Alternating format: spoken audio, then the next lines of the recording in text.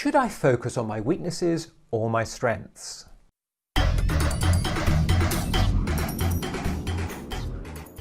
Welcome to the Career Disruption channel. My name is Aid McCormack.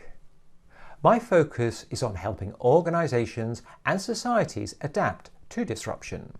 I've created this channel to help you thrive professionally in these uncertain times. We all have strengths and weaknesses.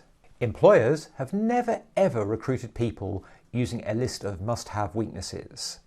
However, in respect of permanent employment, where the employment duration was likely to be multiple years, people were acquired not just for their skills, but for their potential. Part of the deal with being permanently employed is that the employer will invest in you from a development perspective. As the needs of the organisation evolve, it is important that the talent pool has the requisite skills. However, as the market becomes more volatile, the probability of recruiting someone for multiple years is decreasing, and thus the extent to which the employer will invest in their people will be reduced to the bare minimum. The employer may even decide that it is cheaper to bring in contractors with the requisite skills than to train up their permanent staff.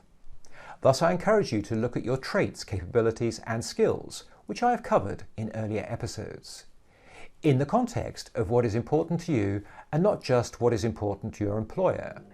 Employers tend to focus on developing the strengths of their talent in respect of the work that needs to be done.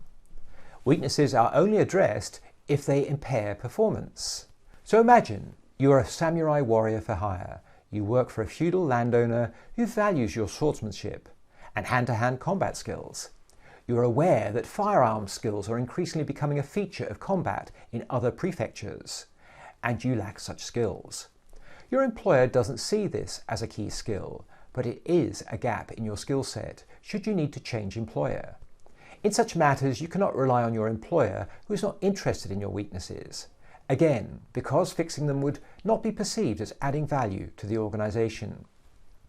So again, your primary focus should be in looking at your skills from the perspective of the market. I encourage you to do an audit of your traits, capabilities and skills. Some things are just fundamental and need to be addressed in the digital age. For example, the ability to influence people, manage your personal brand, and manage projects.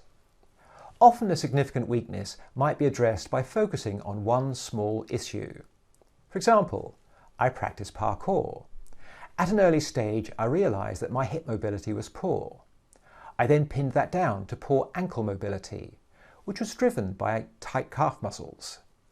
Thus, by addressing the calf muscle issue, I was able to address the mobility issue. But my point is that when you examine your weaknesses, you will likely be able to trace it back to one fundamental and fixable weakness. In short, I advocate allocating time to work on your weaknesses, particularly if such weaknesses leave you professionally exposed. The first step is to maintain a good understanding of the market so that you can track the changing talent needs and thus address skills gaps in a timely and proactive manner. Keep in mind your professional life is not an exercise in removing all weaknesses.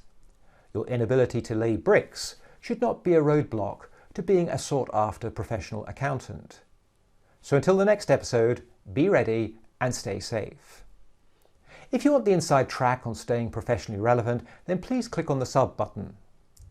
Use the comments section to let me know what you would like covered in future episodes. Check out my Career Playbook online education program in the link below. And finally, if you like this video, then you know what needs to be done.